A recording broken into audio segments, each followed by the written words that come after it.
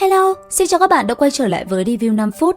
Nối tiếp series review các nhân vật hoạt hình 3D thì hôm nay hãy cùng theo chân mình tìm hiểu về Lục Tuyết Kỳ, mỹ nhân tiên hiệp đời đầu các bạn nhé. Có thể nói, đây là nhân vật gây tranh cãi rất nhiều trong bộ siêu phẩm Chu Tiên 3D. Thời điểm vừa ra mắt, trả lời cho câu hỏi ai là nữ chính của bộ tiên hiệp này thì tác giả không trả lời rõ ràng mà chỉ nói là ở mỗi thời điểm khác nhau thì Trương Tiểu Phàm sẽ gắn bó với từng nữ nhân khác nhau mà thôi. Điều này khiến fan của ma nữ Bích Giao vô cùng căm phẫn bởi cô nàng đã hy sinh cả tính mạng mình. Tuy nhiên, cách đây không lâu, tác giả đã đính chính rằng Lục Tuyết Kỳ là nữ chính duy nhất của bộ phim này. Tranh cãi vì thế mà được nổ ra một lần nữa. Có lẽ với hầu hết người xem thì sự hy sinh quá độ lớn lao của Bích Giao khiến người ta thương cảm. Tuy nhiên, tác giả đã khẳng định rằng trong tình yêu không phải cứ hy sinh thì sẽ được nhận lại. Và để làm rõ hơn quan điểm này thì mình thấy nói về hy sinh thì Lục Tuyết Kỳ cũng không hề thua kém Bích Giao. Để hiểu rõ hơn về mỹ nữ này, phải kể đến chuyện rất nhiều năm về trước. Lục Tuyết Kỳ là đệ tử xuất sắc của Thanh Vân Môn. Nàng gặp gỡ Trương Tiểu Phàm tại đại hội thất mạch do tông môn tổ chức. Sau khi đạt được thành tích cao trong cuộc thi này, cô nàng cùng những đệ tử khác được phái xuống núi lịch luyện. Tại thời điểm ma giáo dục dịch muốn lật đổ chính phái, Lục Tuyết Kỳ có mặt ở vạn bước cổ quật của Không Tan Sơn. Trong khi chính ma giáo chiến, Trương Tiểu Phàm bị rơi xuống Tử Linh Uyên.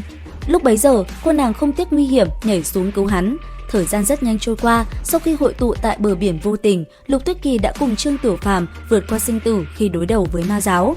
Thế nhưng, trớ trêu thay, sau trận chiến cuối cùng tại Thanh Vân Môn, Trương Tiểu Phàm bị nghi ngờ cấu kết ma giáo, cùng với sự hy sinh của Bích Giao, hắn đã bật âm vô tín sau trận chiến.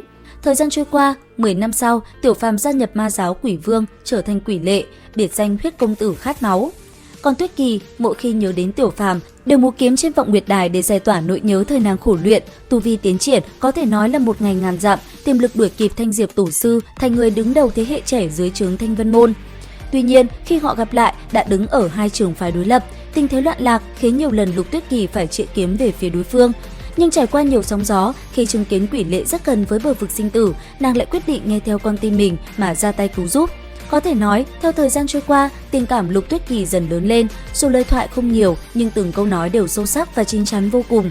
Sau này, tại trấn ma cổ động, đối mặt với thú thần và bát hoang hỏa long, nàng cùng Trương Tiểu Phàm nắm tay nhau, cầm kiếm tiên bảo vệ thiên hạ.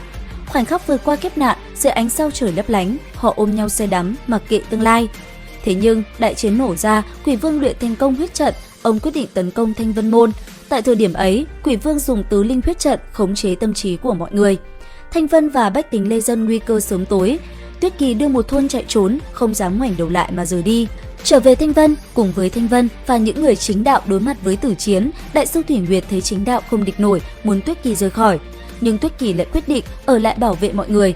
Một bên khác, Tiểu Phàm vì một giọt nước mắt của Tuyết Kỳ mà tỉnh ngộ. Hắn xuất hiện, cầm Chu Tiên kiếm hạ sát Quỷ Vương để bảo vệ bình yên cho thiên hạ. Lại nói, sau khi thất lạc nhau trong cuộc đại chiến chính tà, Lục Tuyết Kỳ tiếp nhận chức thủ tọa Tiểu Trúc Phong. Nhưng thời thế đổi thay, chủ nhân Phần Hương Cốc đến Thanh Vân Môn cầu hôn Lục Tuyết Kỳ. Lúc bấy giờ, quỷ lệ nhận ra tình cảm sâu đậm của mình nên đã đề nghị cùng nàng phiêu bạt giang hồ, nhưng Bích Giao vẫn chưa thể tỉnh lại nên lại thôi. Thời gian rất nhanh trôi qua, cuối cùng tại Thảo Miếu Thôn, nàng gặp lại Trương Tiểu Phàm, trong mắt họ phản chiếu bóng dáng của nhau thì cũng là lúc câu chuyện khép lại.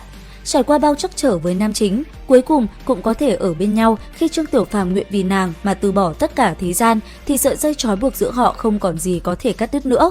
Cả hai thấu hiểu, yêu thương, tình sâu không thay đổi xuyên suốt quá trình, có thể thấy bất kể hoàn cảnh thay đổi như thế nào, nàng đều đã trở thành sự tồn tại không thể thay thế trong lòng Trương Tiểu Phàm. Trên đây là một số thông tin mình tổng hợp được về nhân vật Lục Tuyết Kỳ. Các bạn có yêu thích nhân vật này không? Cùng comment ý kiến dưới phần bình luận nhé! Video đến đây là hết rồi. Xin chào và hẹn gặp lại các bạn!